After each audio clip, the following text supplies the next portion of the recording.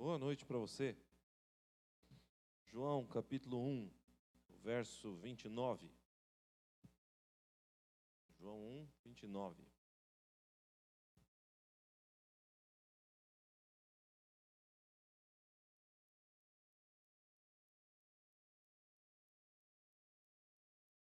No dia seguinte, viu João a Jesus que vinha para ele e disse: Eis o Cordeiro de Deus que tira o pecado do mundo. Verso 35. No dia seguinte, estava João outra vez na companhia de dois dos seus discípulos, e vendo Jesus passar, disse: Eis o Cordeiro de Deus. É muito difícil a gente entrar na cabeça do crente do Novo Testamento, né? São 2000 anos. Espera aí, vamos tirar uma foto. Ficou boa? Então, 2000 anos nos separam do crente do Novo Testamento. Isso quer dizer o seguinte, que não dá para saber como que a audiência de João entendeu isso que nós lemos agora. Você certamente teve uma percepção. Quando eu li o texto, quando você leu o texto, alguma coisa veio à sua mente. Essa história de Cordeiro de Deus, coisa e tal.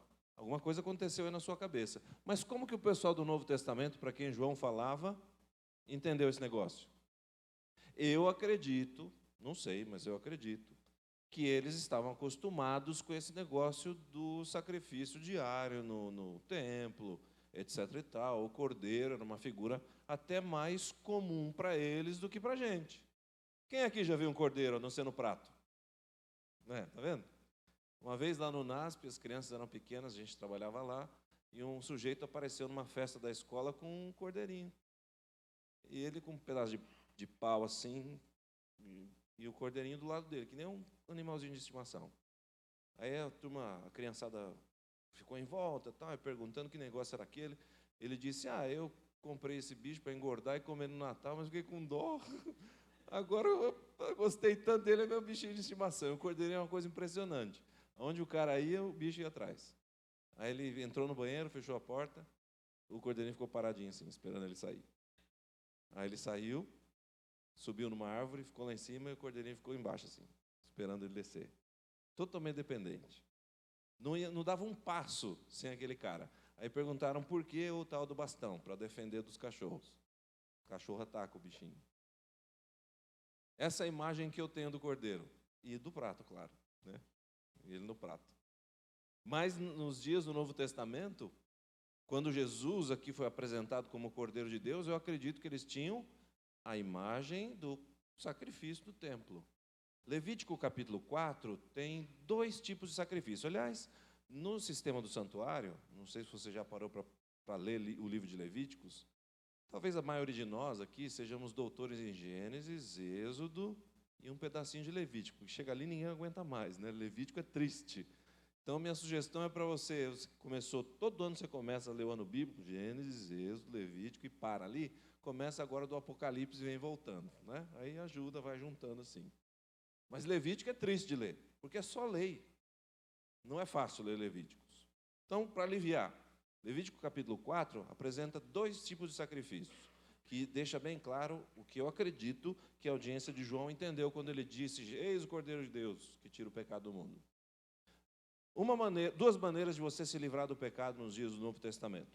Você ia até o santuário com o cordeirinho, punha as mãos sobre a cabeça dele, confessava os pecados, de maneira simbólica, né? Não tinha nenhuma magia negra aí, não tinha nada, né? É símbolo, é teatro, tá? É para as pessoas aprenderem com o visual.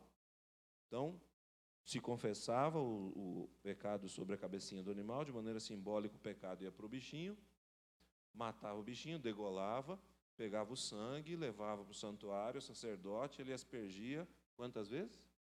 7 vezes no véu do santuário e punha um pinguinho nas pontas do altar do incenso que tinha ali. Foi por conta disso que a gente viu no sábado que José Bates achou que de 1844, mais 7 anos, Jesus voltaria. Certo? E aí o pecado estava transferido para o santuário. Uma vez por ano se fazia a purificação do santuário, para limpar aquela imundícia, não só do sangue, mas do seu pecado que estava lá.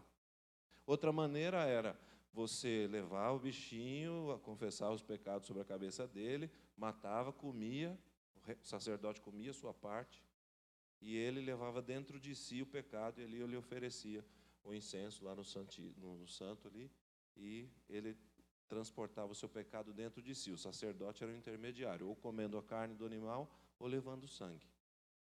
E assim os pecados eram transferidos para o santuário. A gente acredita que é isso que Guilherme Miller anunciou, 22 de outubro de 1844, como a gente viu no sábado. Começou o grande dia da expiação escatológico, no fim dos tempos. Mas ele achou que fosse a volta de Jesus. Então, quando João Batista diz, eis o Cordeiro de Deus que tira o pecado do mundo, eu imagino que essa imagem estivesse clara na mente dos adoradores ali da sua audiência. Agora, outra coisa curiosa é que o Novo Testamento foi escrito no grego. A palavra tira aqui tem dois significados, pelo menos, que me interessaram para o tema de hoje. Tirar pode ser você tirar o peso de um lugar. Vamos imaginar esse púlpito aqui, de vez em quando ele não está aqui. Então, tira o pecado do mundo. Você tira o peso deste lugar e põe em outro lugar. Esse é um dos significados. Outro significado é limpa a infecção para aplicar o remédio. Esse é um significado interessante também. É mais ou menos o que acontecia comigo quando eu ia jogar bola no quintal da minha casa, que era deste tamanho, e às vezes eu chutava o chão e o dedão dava aquela desbeiçada. Você já viu aquele negócio? Fica incrível, O dedão sorria assim. Aí eu punha um durex para minha mãe não descobrir, aquele negócio inflamava, ficava uma miséria. Aí, para aplicar o mertiolate, que naquela época ardia, irmãos, antes tinha que colocar o quê? A bendita da água oxigenada. Aquilo fazia uma espuma, era uma coisa horrorosa, Então aqui, quando João diz, eis o Cordeiro de Deus, que tira o pecado do mundo, esse é um outro sentido que essa palavra tira tinha naquela época, tinha no grego. O grego koiné, o grego comum, o grego do povo. Era limpar a imundícia para aplicar o remédio. Então Jesus não só tira o peso do seu pecado, como ele limpa a infecção, a sujeira, para que você possa ter comunhão com o Filho do homem, com ele mesmo. E aí, diz a história aqui, que no verso 37, dois dos discípulos, João capítulo 1, no verso 37, os discípulos, no verso 36, Jesus passou, ele disse, eis o Cordeiro de Deus. Os dois discípulos que ouviram ele dizer isso, seguiram a Jesus. Verso 38, Jesus voltando-se e vendo que o seguiam, disse-lhes, que buscais? Jesus às vezes parecia meio rude, não parecia? Mulher, que tenho eu contigo, não é? Embora essa seja uma expressão que a gente descobre na Bíblia, quando ele está na cruz, ele diz para João, filho, eis aí tua mãe, mulher, eis aí teu filho. Mulher é uma expressão extremamente respeitosa, não é como a gente imagina hoje.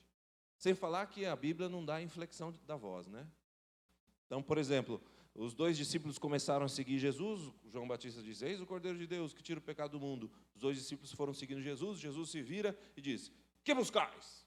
Ou ele diz, que buscais? Ou ele diz, que buscais? Como que Jesus falou? A gente não sabe. Porque a Bíblia não traz a inflexão da voz. A Bíblia é o texto seco. É o preto no branco, é a letra no papel. Mas eu imagino que Jesus tenha tentado provocar uma reflexão naqueles discípulos.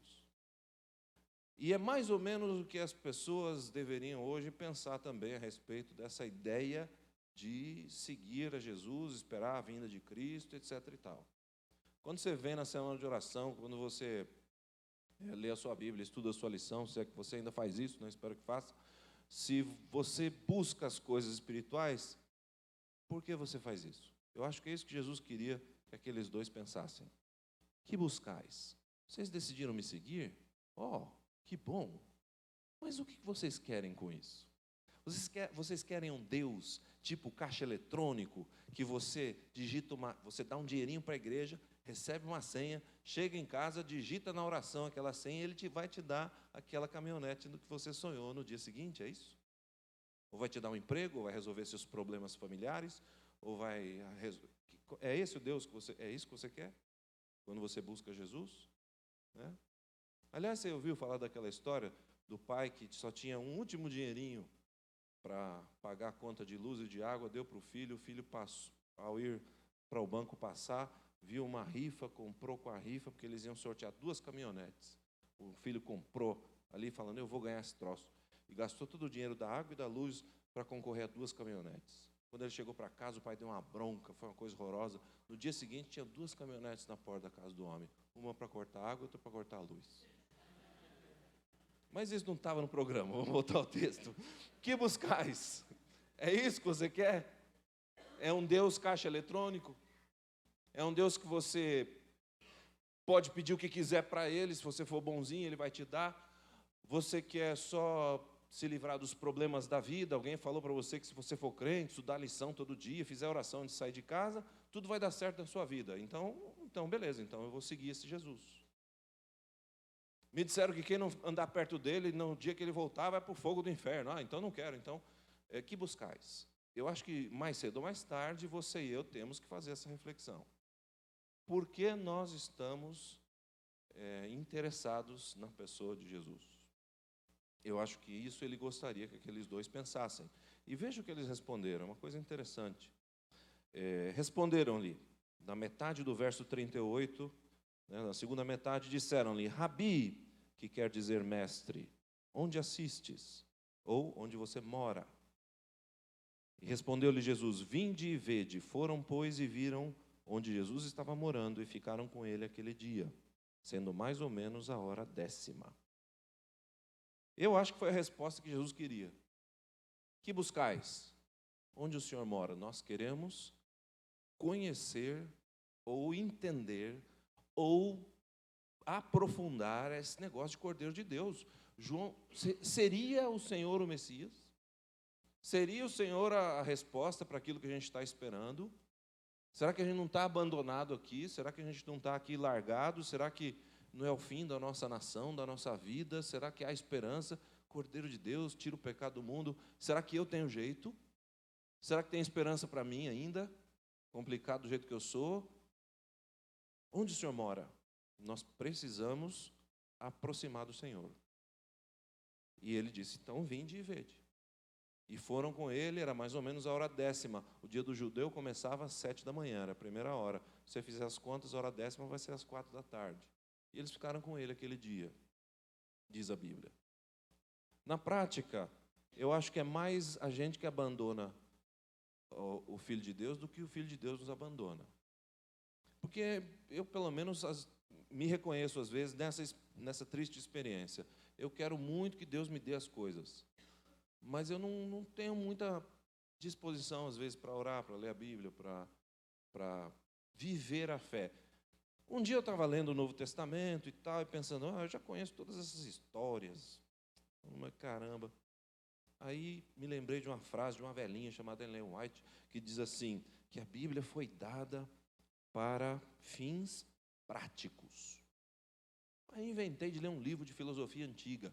E aí o cara dizia lá, o Pierre Hadot, diz no livro o que é filosofia antiga. É um negócio embaçado, chato de ler, mas quando eu começo o livro eu tenho que terminar. Então aí paciência, é chato, mas eu vou até o fim. E a tese dele é que na filosofia antiga, o Platão, Aristóteles, os estoicos, os cínicos, os céticos, aquela gente toda, eles não ficavam teorizando né, não era delírio de filósofo, não, eles tinham uma proposta de vida. Aí eu comecei a analisar, caramba, o cristianismo não deveria ser isso? A gente inventou a teologia, né? É tão bacana a teologia, é tão fascinante às vezes, mas quando eu leio as histórias que eu já conheço, será que eu já pratico esses ensinos de Jesus que eu cansei de ler? Ou isso aqui virou só teologia para mim? Será que eu realmente vivo essa proposta que se chama cristianismo?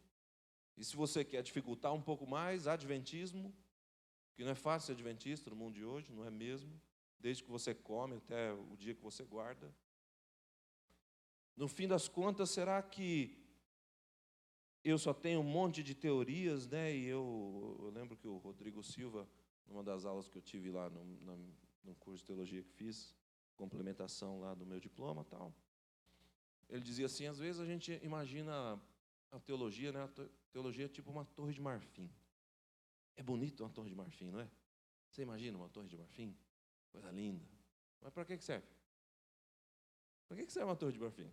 Você já passou na Bandeirantes ali, no início da Bandeirantes, para ir para Campinas? Não tem um monumento ali, como é que é o nome daquilo?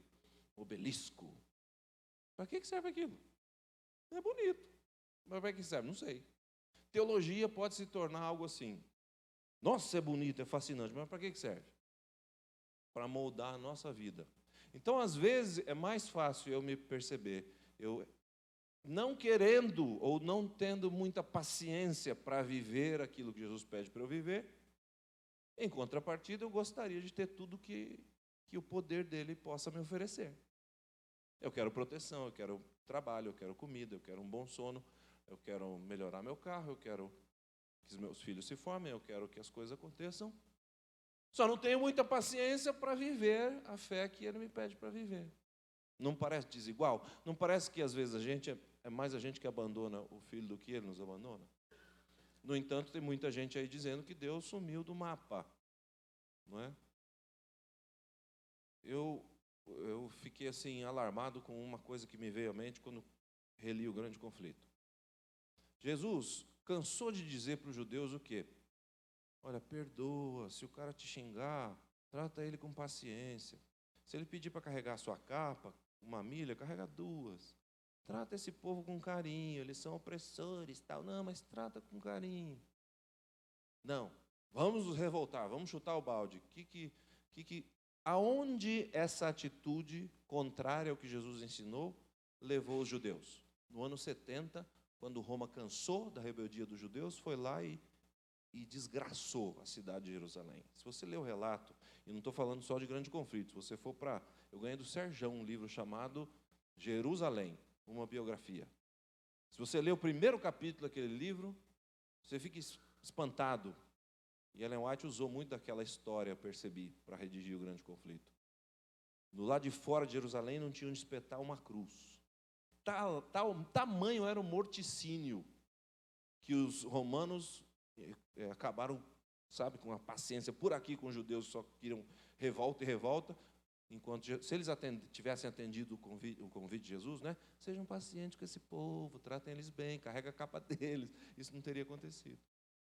Às vezes a gente não quer viver a fé e acha que os nossos problemas são porque Deus sumiu do mapa. Deus deu um monte de conselho que eu não quero seguir, e aí a vida não vai muito bem, e aí eu digo, Deus sumiu, Deus me abandonou, Jesus Cristo, cadê?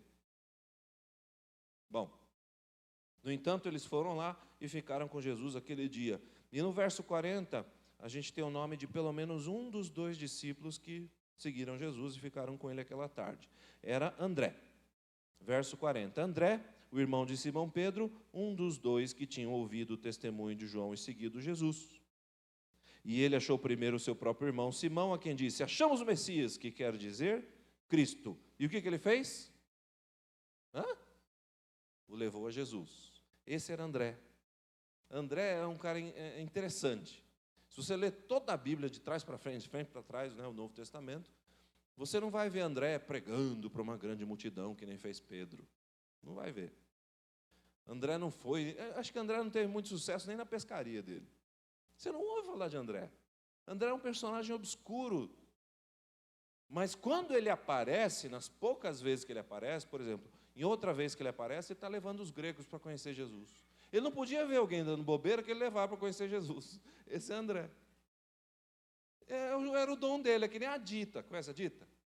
Nem vai conhecer, já morreu, a tia da Josi. É uma pessoa fantástica. Ela ia na feira, era uma pessoa assim, a gente até suspeita que ela tinha alguma limitação assim, cognitiva, né, para ser bem polido. A Dita era uma figura engraçadíssima, a gente sente muita falta dela.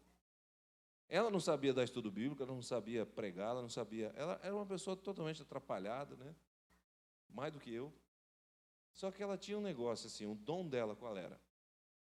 Ela ia na feira domingo, todo domingo ia na feira. Ela enchia a bolsa de folheto e só voltava depois que aquilo acabava.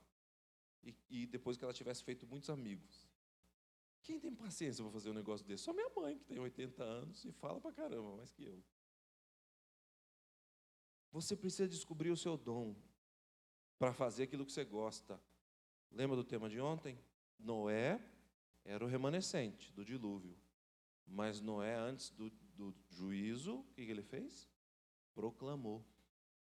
Noé foi o encarregado de proclamar o momento em que o ser humano vivia no planeta Terra. Você e eu somos encarregados de proclamar o momento que a gente vive. A gente precisa descobrir o que gosta de fazer para proclamar. Alguma coisa, algum dom nós temos. O dom de André era esse. Ele ouviu falar de Jesus, ficou com ele uma tarde, meu irmão tem que saber desse negócio. Pegou o Pedrão e falou, vamos lá, vamos conhecer Jesus. E esse negócio tem um efeito colateral assim, fabuloso. Essa atitude de salvar os outros tem um efeito colateral interessante. Por exemplo, conhece a história do Bill? Lembra da história do Bill? Não? Bill era um bêbado, inveterado.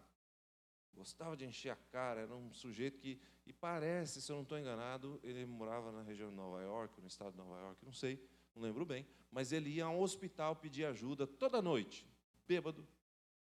Toda noite ele ia lá e a recepcionista pegava, e aquele hospital, parece que tinha essa prática, dava o leito para o camarada aquela noite, dava uma sopinha, um banho, coisa e tal. Mas chegou uma hora que a mulher cansou do Bill. Bill apareceu lá, caindo, né, trançando as pernas, e ela disse, não, Bill, chega. Você já veio aqui, só esse mês você já veio 50 vezes. Mais de 2 vezes por noite, não dá.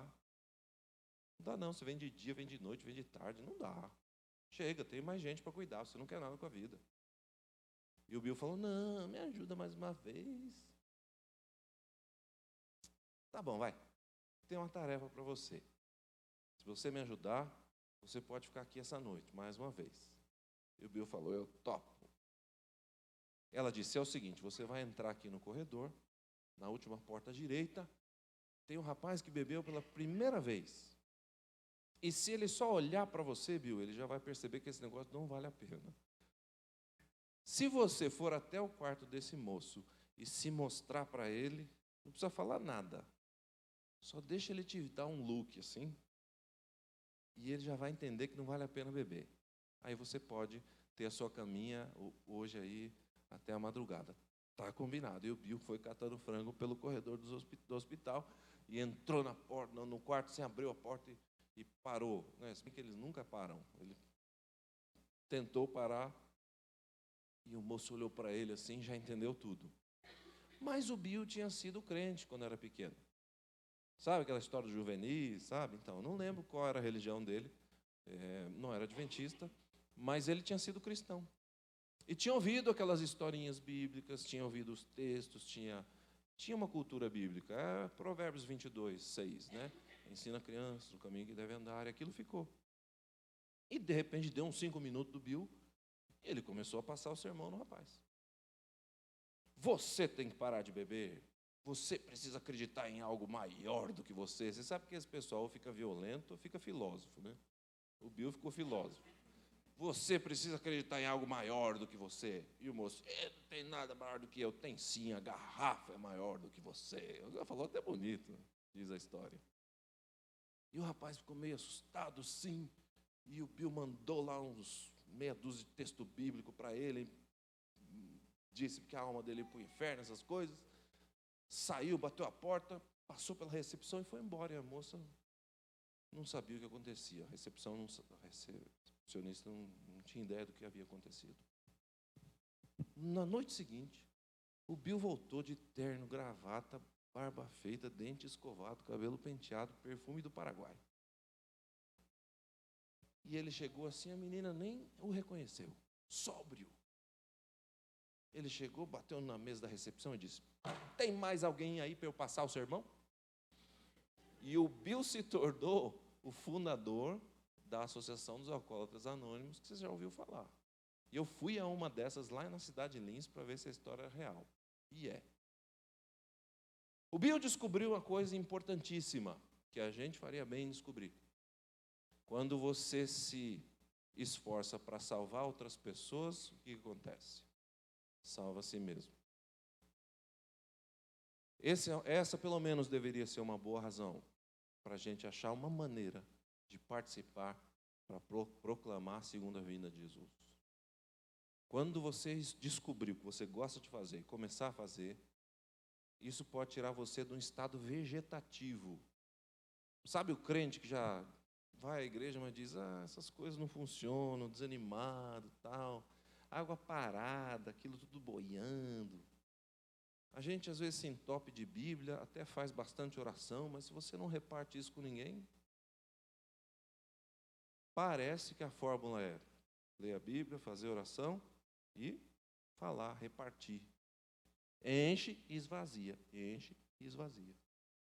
Senão você vai morrendo no banco da igreja. Essa é a grande realidade. E aí, quando eles chegam a Jesus ali no verso 40, na segunda parte do verso 40, Jesus, que nunca tinha visto Simão na vida, fez aqui uma revelação e uma profecia.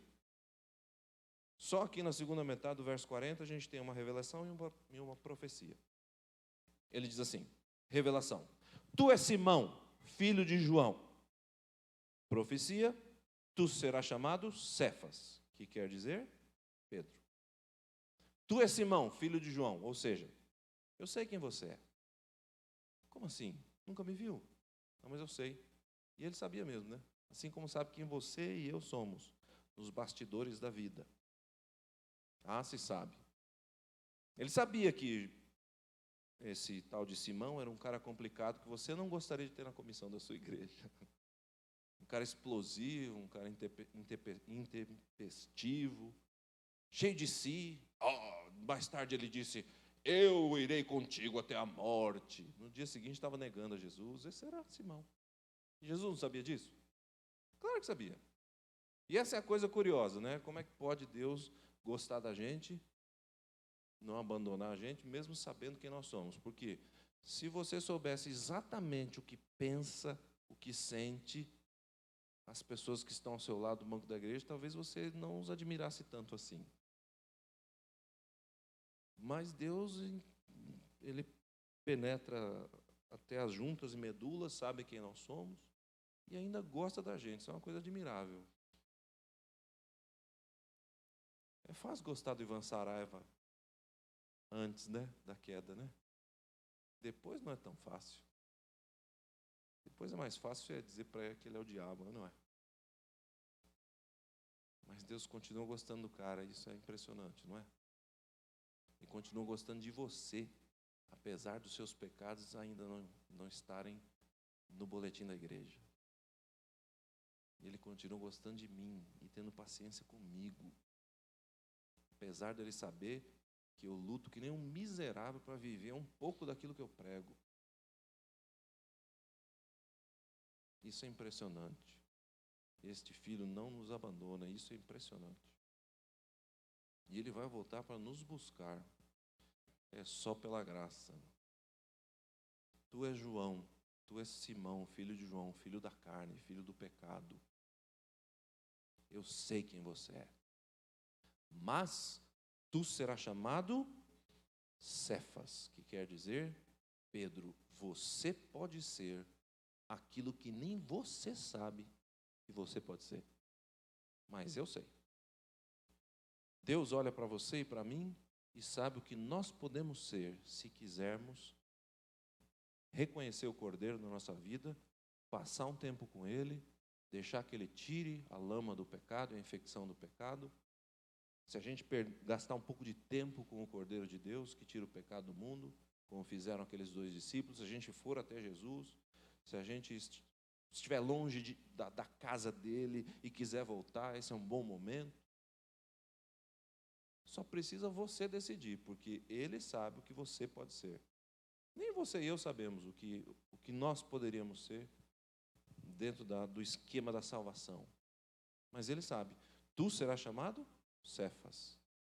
Você sabe que Deus ainda acredita em você, né? Jesus ainda acredita em você. Mesmo que você esteja longe de casa. Mesmo que você seja filho pródigo. Mesmo que você seja um pecador escondidinho. Ou que já foi descoberto. Tanto faz.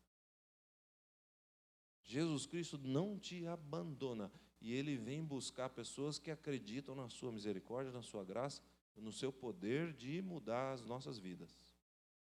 Eu não sou ainda, como diz Paulo, né? Aliás, eu vou dizer para você, a Bíblia é um negócio fascinante.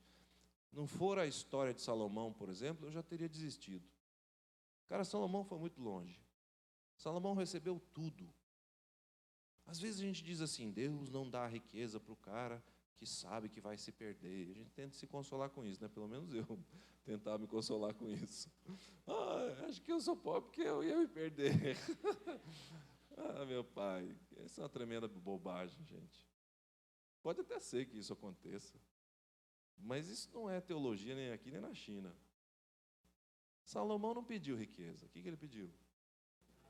E Deus deu riqueza. Olha o que ele fez com a riqueza. Aliás, Deus deu muito mais que riqueza. Deus deu riqueza, deu poder, deu sabedoria. Salomão passou uma vida inteira longe de Deus, fazendo besteira. Primeiras coisas que ele fez foi o que Deus disse para não fazer: comprar muito cavalo e ter muita esposa. Não estou comparando uma coisa com a outra, são coisas diferentes. Cavalos, poder militar; esposas, né? Poder. Não era só sensualidade, não, era alianças políticas, casamentos. Não precisava daquilo. Deus não tinha dado tudo para ele. E até o final da vida, ele usou muito mal tudo aquilo que Deus deu. Aí eu olho para a história de Salomão, no final da vida ele volta, escreve Eclesiastes, tenta desfazer as bobagens que fez, tenta desfazer a péssima influência que deixou para o povo de Israel. Tudo é vaidade. E eu fico pensando, puxa, se um cara desse teve uma chance, então eu também tenho. E eu fico mais feliz com isso. Porque aqui não tem ninguém santo não, viu, irmãos? Sabe, não vem com essa carinha aqui no final da igreja. Ei, pastor, maravilha. Maravilha é porque a gente não se conhece direito. Que não tem nenhum santo aqui. Nós precisamos da graça do Filho de Deus. E Ele quer nos dar. E Ele vai te dar.